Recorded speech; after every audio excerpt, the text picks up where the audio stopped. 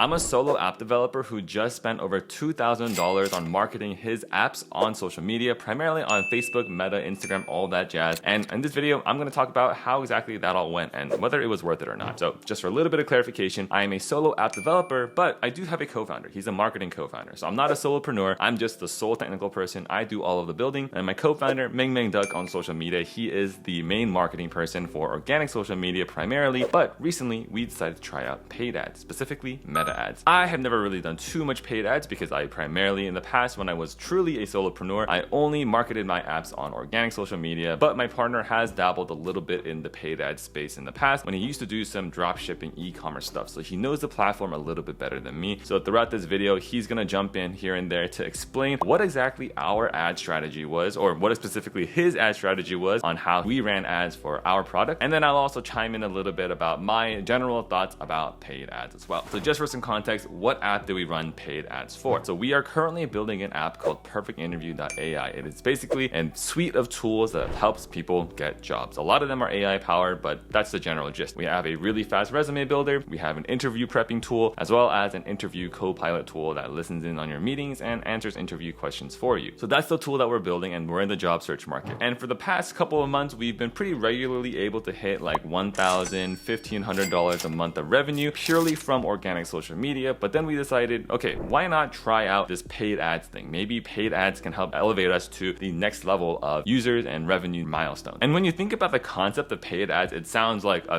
dream, like a match made in heaven. It's like, oh my gosh, I just pay for views, and then as people see my ads, maybe someone will convert. And then you can essentially, theoretically, if your ad and your funnel and your landing page and all that is good enough, you can theoretically create like money printer where you put in $1 and then the money printer spits out $3 or $4 out the back. And that sounds crazy, but is it actually that easy? In my experience, no. And we'll go a little bit more into detail as to why. So right now I'm going to switch over to my partner, Meng Duck. I'll let him do a deeper dive into how exactly the campaigns were set up. All right, so we are currently chatting with my co-founder, Andrew, also goes by Meng Duck on social media. He has been running paid ads for our SaaS tool, perfectinterview.ai, for the past month and a half, spent a little bit over $2,000 dropping money on paid ads. He handled everything. So in this segment of the video, we're just gonna kind of go over the general campaign setup. Like there's gonna be some things that we're gonna be like, yeah, I don't know why we did that. We just did it. We're just gonna show you our exact setup, our quote unquote strategy, if we even have any. But yeah, we're just gonna go over it all. So Andrew, why don't you take it away, dive into the Meta ads dashboard and tell us a little bit about how everything was set up. Well, first things first, of course, there's a strategy behind all of this. It'll be not a great idea if we went in without any strategy at all, what we're trying to do.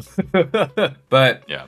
All right. Well, number one, hey guys. Happy to be featured on this channel. Very excited to talk about paid ads today. I'll say, me personally, I'm not an expert in paid ads. My expertise is mostly in organic content going viral on organic social media. I used to run a marketing agency where I basically help like AI SaaS brands go viral organically on TikTok, Instagram, and YouTube Shorts. But I have a little knowledge in paid ads because in the past I used to do drop shipping, which I ran a lot of ads on Facebook, Instagram, and I did that for pretty much 2 years, and I spent over 6 figures on paid ads alone. Let me just share my screen here. So this is our dashboard for our ad account for Perfect Interview. The most important thing that you want to be doing when you're running paid ads is you want to start out with testing ad creatives. So the first campaign we had down here is our ad creative testing campaign. And you're gonna see a lot of ad sets in here, but the most important thing is you have campaigns, you have ad sets, and then you have ad creatives. And what the campaign basically means is that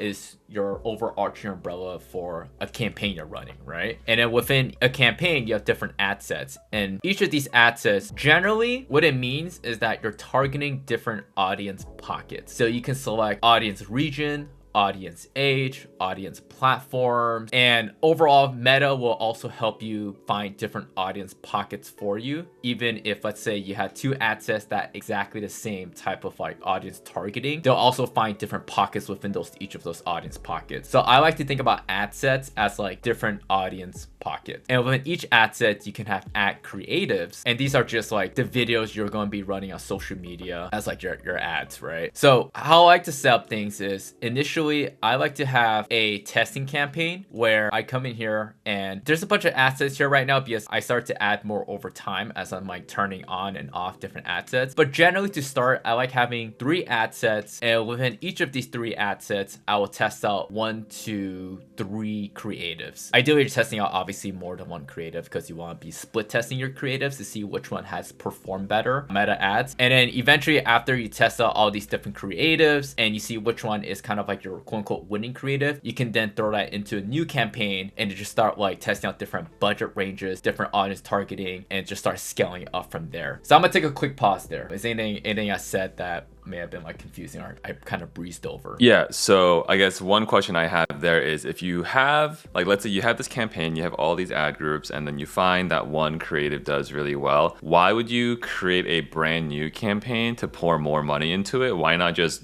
juice up the existing ad set or the existing ad within the existing campaign you already created? I think this goes into like different schools of thought. So first things first, the rule of meta ads and just kind of like the rule of social media in general is test, try different things, because what works for you may not work for someone else, and what works for someone else may not work for you, right? So first things first, what you said there isn't wrong. You could 100% do that, but I personally like having a campaign where I'm just testing out different ad creatives, and then when I find something that works, I throw it into a new campaign to kind of have like a nice separation, a nice clean Facebook ad dashboard. Because one of the most important things on Facebook ad is it can get confusing very quickly as well. As you can see here, it got for me, even now it still got messy very quickly, and that's because I was actually like testing out different types of strategies. Like for the one you just mentioned, eventually I start doing that. I just start like pumping out new ad sets, increasing budgets, and just running new advertisements within like the same campaign. But to start out, what I like doing was I just like having that separation of like I have a campaign for testing out ad creatives itself, and then I'm gonna have a new campaign that if I know ad creative works, I'm just going to have a new campaign that focuses on that specific creative. So for example, this one, all these ad sets are running the exact same ad creative, which is ad one, quote unquote winning ad creative. So in that campaign, you just said that you had like 5 different ad sets, but each ad set had the same exact ad creative, and if I recall correctly, had the same exact targeting as well. What's the strategy behind multiple ad sets with the same ad? Yeah, so my thought process is each of these ad sets are gonna, even though they're targeting the exact same demographic and audience.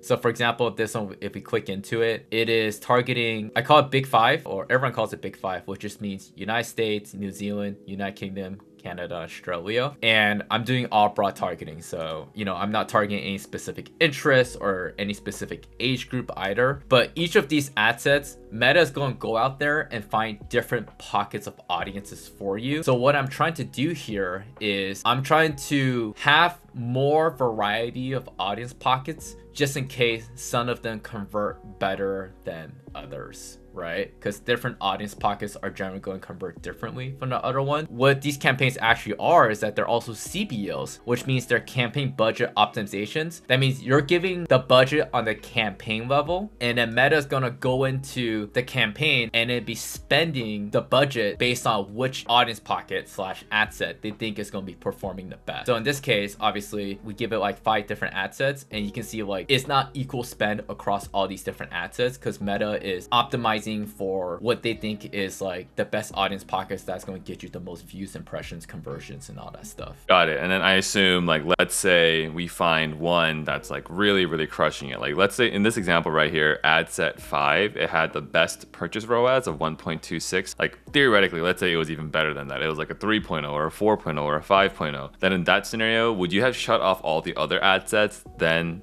that would force like the campaign budget optimization to funnel all the spend onto that ad set that's converting really well. So generally, I'll say meta ads is pretty good at this point, being able to funnel the spend into the ad set that's performing the best. You could do that, but unless you see Meta is terribly spending towards some of the ad sets that are just losing money, some of the best practice is actually to not touch it too much, because whenever you start turning off and things on Meta ads, Meta can end up taking, a day or two to like re-optimize optimize the campaign for you, and you might lose out on like some purchases. Because if you think about it, in meta algorithm, every single time you start tweaking things, it needs to reset itself, being like, okay, the situation has changed. How am I going to adapt to this new change, right? All in all, it's not that deep. You could 100% do that, but unless you see meta is just like horribly spending, you know, your ad budget towards like a different ad set that just isn't getting conversions, then you can definitely turn it off. Like in this case, eventually I just turned off this campaign all in all because like the campaign as a whole just wasn't getting conversions. But let's say I kept on running this, I would have turned off ad set 4 and ad set 3 because look, it spent $60 and $30 and then it got literally no conversion. So if I kept on running this campaign in theory, I would have turned off these other two. But just overall, like I didn't see much return from this campaign itself, so I decided to turn everything off. Got it. So then it seems like the general or high level strategy of how you set up paid ads for our SaaS is just have one campaign that has a lot of different types of creatives. And then if you find certain creative is kind of picking up steam, doing kind of well, then we'll separate that out into a separate campaign and run a brand new campaign on that exact creative and kind of just rinse and repeat over and over again across new creatives, then run the new campaign, yada, yada, etc. Yeah, no, so exactly. So this was originally our test campaign. So if you go into all these different ad sets, you're gonna see that there was 3 ads that are being tested here. And then once I found the one that was performing the best, and in this scenario, if we just go in here and then we sort by purchases, you can see all the conversions came from ad 1. So I was like, okay, great. Ad 1, it's obviously a winning ad creative. CPCs are looking pretty good too. I'll say anything generally, you know, below 70 cents is pretty good for CPCs. Like I wouldn't stress too much about CPMs and CTRs because you can have high CPM and high CTR and then still have a good CPC, right? I'll say CPC is the number that you're going to want to care the most about. While, you know, sometimes in alternative cases, you'll have low CPM, but if your CTR is also very low, your CPC is going to like bounce out to be the same number. For you out there that don't know what CPC stands for, it stands for cost per click. CTR is the click-through rate, so how many people are clicking through to your website for an advertisement. And CPM stands for cost per million, which means how much does it cost per 1,000 impressions. So in this case, we're paying $9.32 per 1,000 impressions on the ad. So, and once I found out that ad 1 was the winning creative, like I said earlier, what I did was that I started putting into a separate campaign. So I create a new campaign. I call it interview prep ad 1 CBO. And in this case, I created like different assets just to find out like if Meta's going to find different pockets of audience that are going to convert well. But I had all the same advertisements because you don't want to give Meta too many options. Even though the Meta algorithm is very powerful, you don't want to give it too many options of too many choices of like, oh, we're testing out different ad sets, you know, different audience pockets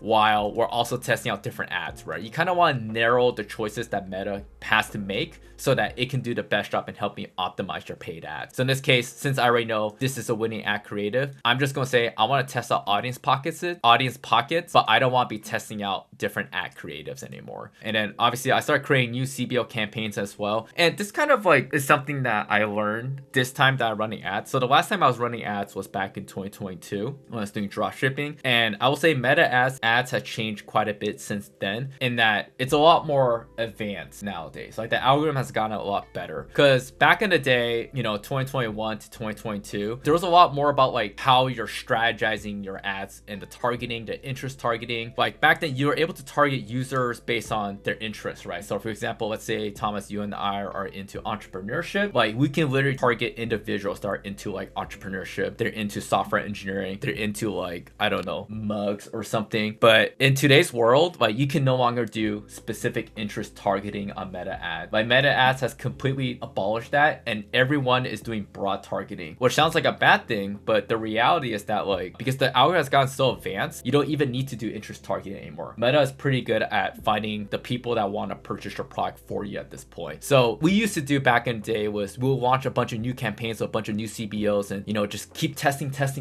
until you find something that works. But something I learned is that I launched a bunch of new campaigns and all these campaigns pretty much have the exact same setup, right? Targeting the same ads and everything. But I realized that a lot of them kind of had similar results in terms of like the people that were purchasing and people that, you know, ended up buying our tools. So something I learned is that it's not so much about, you know, targeting and your ad strategy. It's more about your creative and the product you're selling, right? I'll say ad strategies in 2025 makes marginal improvement rather than it being like the thing that gets you the conversions anymore. But that being said, you always want to be testing out different budgets, different regions, different ad set amounts and, test even like day parting, like test your ads on different times of the day or test your ads on different days of the week. And those are all things that I tested out. But truthfully, I think meta ads at this point, it's pretty good that if you have a good creative, you have a good product, it doesn't really matter what type of strategy you implement, you're going to get the results very quickly and you're going to find out if what you have is working or not working. If I was to go back in time and redo this again, I will still have an initial testing campaign where I'm testing out different ad creatives. But after that, I'll throw into a new CBO, let it run, maybe test it out once again. But if that still doesn't work, it probably means that it didn't work, right? But over here, I kept on testing again, I tested again, thinking that things will change. But the reality is that like, even though we did get marginally better results over time, it wasn't anything like, oh my God, like we had something that all of a sudden just like exploded. It all kind of bounced out to be the same results. Makes sense.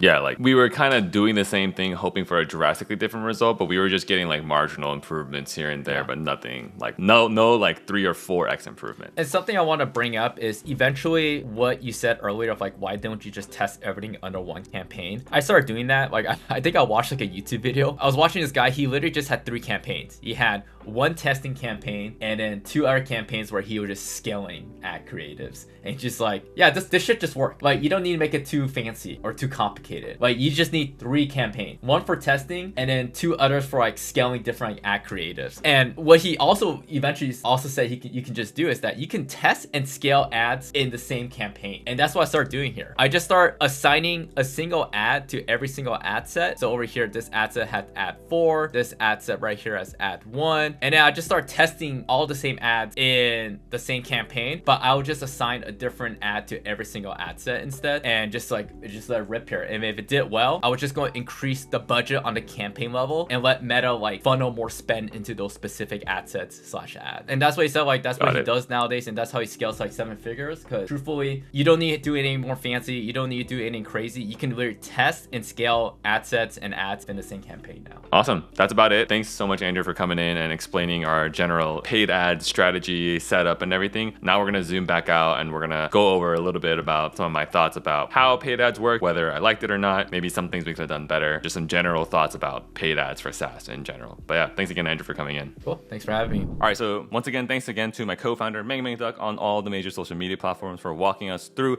how exactly the ad campaigns were set up for our app, perfectinterview.ai. But now I'm going to head on over back into the Ads Manager portal and show you some of the metrics that we were seeing. All right, so this is our paid ads dashboard within Meta. So as you can see, we run a couple of different campaigns or so, and the total amount of money that we spent is $2,600. And we got over 200,000 impressions. Our CPM, our cost per 1,000 impressions, is roughly $11. And at the end, I think our CTR was actually looking pretty good. We were seeing roughly a 2% CTR across all the different campaigns that we were running. And our cost per click was relatively low as well. It was 58 cents. And then at the very end though, our average purchase price is roughly in the $39 range. So we offer subscription tiers at various price. I believe right now it's $30 a month, $50 for 3 months, or $75 for 6 months. So as you can see, people are kind of split between the $30 a month plan versus the $50 for 3 months plan. That's why the average purchase ROAS, the average purchase price, is in like $39, $40 range. And as you can see, our purchase return on ad spend is 40.47. What this means is for every $1 that you're putting in, that $1 is turning into 0.47 cents. As you can see, we're losing money. But that's a quick overview of our Meta Ads dashboard. Let's quickly zoom out of here, get back to the normal camera view, and I'll talk a little bit more about my experience running paid ads and analyzing and breaking down some of these numbers. So as you can see, paid ads is theoretically sounds amazing, and it's theoretically a money printer, but we had a little bit of difficulty. As you can see, we spent over $2,000 on paid ads, but our ROAS, our return on ad spend, was relatively low. It was only like 0.4, 0.5. So what that means is for every dollar we were putting in, we were only getting 50 cents back. So we were losing money from running paid ads. But that metric is only average purchase ROAS. So that means that's what Facebook is tracking in terms of what the user checked out with. But theoretically, since this is a subscription product, there's a chance that, with our customer acquisition cost, it was roughly around like the $50 or $60 range. Theoretically, if a user continuously subscribes for multiple months on end, that initial $30 purchase that Facebook tracked, it could actually extend to a much bigger revenue down the line. Maybe if the user renews or stays for 3 or 4 months in the future, that $30 purchase, that relatively low purchase ROAS number, it could actually be much higher because the lifetime revenue is what's a more important metric, not just the immediate purchase ROAS number. But I am a little bit skeptical about whether or not that's actually going to be the case with our product, because if you think about our product in general, perfectinterview.ai, if the product is successful and it actually helps the user land their job, it has churn built into the product. In a best case scenario, the user should stop paying for our product because it should help them get a job. It's kind of like a dating app, how dating apps in the best case scenario, it should be deleted off of your phone because the relationship should work, no longer have to pay for whatever dating app that you're using. But I'm personally a little worried and a little scared about continuously running these paid ads because we are seeing some early metrics of users churning at a somewhat regular rate. We don't have a great idea, a great number of what exactly our customer lifetime value or customer LTV is quite yet, just because we've only been around for a couple months, 2-3 months at this point. But paid ads is expensive and we are losing a bit of money. Another big lesson I've learned during this paid ads thing is paid ads is really hard. And it is a similar game to organic social media, but it is also slightly different from organic social media as well. Don't get me wrong, the fact that myself and my co-founder have a pretty strong background with organic social media, it does give us an edge in terms of creating these creatives for paid ads. But the strategy, the meta does feel a little different. It's like with organic social media, you have to kind of hook the viewer in to watch your video a little bit more. Whereas with paid ads, by default, you are paying for that view. So you can do a little bit more of product education, product selling. You can sell the product a little harder compared to organic social media. So it's a similar game to organic social media, but it is a very different game as well. Another big takeaway that I've had with paid ads is the fact that it is a really expensive game. After talking to a couple of other people in the paid ad space who are more experienced in paid ads than both myself and my co-founder, the big takeaway that we were seeing is that paid ads is a really big testing game. It's almost like you're spending a lot of time in the research and development process, spinning out like tens and hundreds of different creatives and testing them a lot, like spending a lot of money to test various different creatives. And you're going to lose a lot of money in this testing period. And then the eventual goal is to find that one creative that absolutely converts like crazy and it prints money like a motherfucker. And then at that point, you just blow a ton of money into that one highly